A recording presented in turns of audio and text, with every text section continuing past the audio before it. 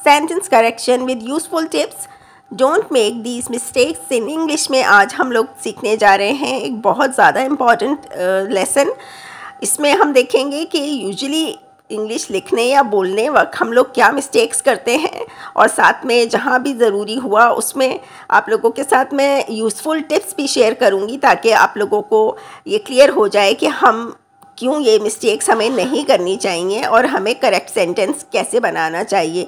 So before I proceed to my first sentence, आप लोगों से रिक्वेस्ट है कि प्लीज़ इस वीडियो को पूरा देखिएगा। आप लोगों के लिए बहुत ज़्यादा इम्पॉर्टेंट वीडियो है ये, और अगर पसंद आती है ये लेसन, आप लोगों को अच्छा लगता है तो प्लीज़ इसको लाइक भी कर दीजिएगा, और मेरे channel English learning @English learning 6219 को सब्सक्राइब भी कर लीजिएगा।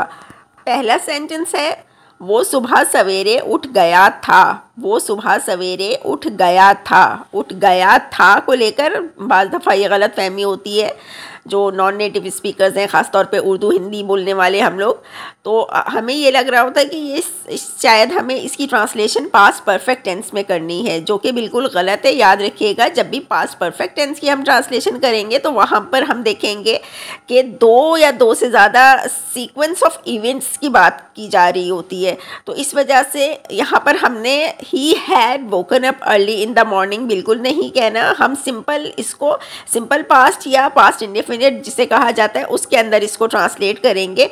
हम कहेंगे he woke up early in the morning. वो सुबह सवेरे उठ गया था। He woke up early in the morning. Sentence number 2 is, ये कमीज़ तुम पे खूब जचती है, यानी ये कमीज़ तुम पे खूब अच्छी लग रही है। तो इसको ये कहना तो इनकरेक्ट होगा, this shirt appears nice on you. Appears हम कभी भी नहीं कहेंगे जब हम किसी चीज़ का हवाला कह रहे हों। अपीयर्स हम तभी कहते हैं जब हम उस शख्स की बात कर रहे हो, उस शख्स का हवाला दे रहे हों। तो यहाँ पर क्या कहना मुनासिब रहेगा? यहाँ पर हमें कहना चाहिए, this shirt looks nice on you. यह कमीज़ तुम पे खूब जचती है या तुम पे खूब अच्छी लगती है। This shirt looks nice on you, यही हमारा करेक्ट सेंटेंस होगा। सेंटेंस नंबर 3 इज़, क्या वो इतनी बहादुर थी कि दुश्मन का मुकाबला कर सके। अब ये इंटरोगेटिव सेंटेंस है, क्या वो इतनी बहादुर थी कि दुश्मन का मुकाबला कर सके। अब इस सेंटेंस में क्या हो रहा है कि जो मिस्टेक्स करते हैं वो इस तरह कर देते हैं कि इतनी बहादुर थी को वो लोग कह देते हैं कि was she enough brave. Was she enough brave to face the enemy. ये बिल्कुल इनकरेक्ट हो जाएगा। जो करेक्ट सेंटेंस बनेगा उसमें जो हमारा एडवर्ब है इनफ, वो हमारे एडजेक्टिव ब्रेव के बाद आएगा। तो करेक्ट सेंटेंस क्या बनेगा हमारा? Was she brave enough to face the enemy. Was she brave enough to face the enemy. अब जो हमारे पास सेंटेंस है वो है, वो मुझसे तेज़ दौड़ा। वो मुझसे तेज़ दौड़ा। तो से को लेकर बहुत सारे लोग इसकी जो ट्रांसलेशन करते हैं उसमें फ्रॉम लगा देते हैं। याद रखिएगा कि यहाँ पर एक तरह का तकाबुल हो रहा है, एक तरह की कंपैरिजन हो रही है। तो जब भी कंपैरेटिव डिग्री आएगी इस तरह के सेंटेंसेस के अंदर तो हम फ्रॉम नहीं लगाएंगे। ही ran faster from me incorrect हो जाएगा। इसके बजाय हम क्या लगाएंगे? हम देन लगाएंगे। तो करेक्ट सेंटेंस बनेगा हमारा, ही रैन फास्टर देन मी। वो मुझसे तेज़ दौड़ा। He ran faster than me. Sentence number 5 बहुत इंपॉर्टेंट है, मैं तुम्हें ईमानदार देखना चाहता हूँ। अब यहाँ पे मीनिंग्स क्या बन रहे हैं, यानी मैं चाहता हूँ कि तुम ईमानदार रहो। तो इसकी ट्रांसलेशन यूँ नहीं करनी आप लोगों ने कि आई लाइक यू ऑनेस्ट, ये इनकरेक्ट हो जाएगा। इसके बजाय हम कहेंगे कि I like you to be honest. मैं चाहता हूँ कि तुम ईमानदार रहो, ये इस सेंस में बन रहा है। तो हमारा करेक्ट इंग्लिश ट्रांसलेशन क्या बनेगी? I like you to be honest. मैं तुम्हें ईमानदार देखना चाहता हूँ। I like you to be honest. Sentence 6 है, गर्मी होने की वजह से छुट्टियाँ बढ़ा दी गई। तो ये हमारा सेंटेंस गलत हो जाएगा। हमें यहाँ पर सेंटेंस की क्लैरिटी के लिए सब्जेक्ट ज़रूर डालना पड़ेगा इंग्लिश में।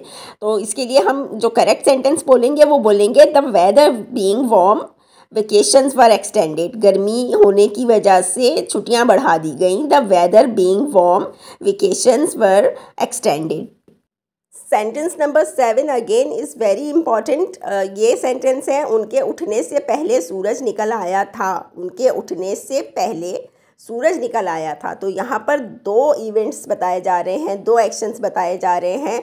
दोनों ही एक्शंस जो है वो एक दूसरे के आगे पीछे हुए, लेकिन दोनों ही एक्शंस जो थे वो पास्ट में ही ख़त्म हो गए। तो इस तरह का जब भी सेंटेंस आता है तो वो कौन सा सेंटेंस होता है, वो हमारा होता है पास्ट परफेक्ट का सेंटेंस। तो इसके लिए अगर कोई यूँ कह ले कि the sun was risen before they got up, तो ये बिल्कुल इनकरेक्ट हो जाएगा, जबकि हमें सही जो पास्ट परफेक्ट का जो स्ट्रक्चर है वो लगाना पड़ेगा। द सन हैड राइजन, यानी हैड लगाएंगे, फिर third form of the verb लगाएंगे, the sun had risen before they got up. अब इसमें याद रखिएगा कि जब भी पास्ट परफेक्ट टेंस की बात करते हैं तो दो जो हमारे इवेंट्स होते हैं उसमें एक पार्ट ऑफ द सेंटेंस यानी एक इवेंट को हम रिप्रेजेंट करते हैं पास्ट परफेक्ट टेंस के अंडर में रहकर, और दूसरे वाले इवेंट को हम रिप्रेजेंट करते हैं सिंपल पास्ट या पास्ट इंडेफिनिट से, लेकिन ये सेंटेंस कहलाएगा हमारा पास्ट परफेक्ट टेंस का। तो सही स्ट्रक्चर हमारा बन गया, the sun had risen before they got up. उनके उठने से पहले सूरज निकल आया था। The sun had risen before they got up.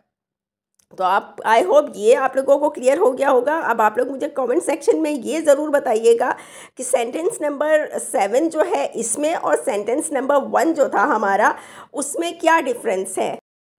I hope आज का जो वीडियो लेसन है इसमें आप लोगों को स्पोकन इंग्लिश और इंग्लिश ग्रामर दोनों ही से रिलेटेड बहुत यूज़फुल टिप्स सीखने को मिली होंगी और आपके लिए ये बहुत हेल्पफुल रहा होगा लेसन। तो प्लीज़ इसे लाइक ज़रूर कर दीजिएगा। All the best wishes for your success. Have a great day.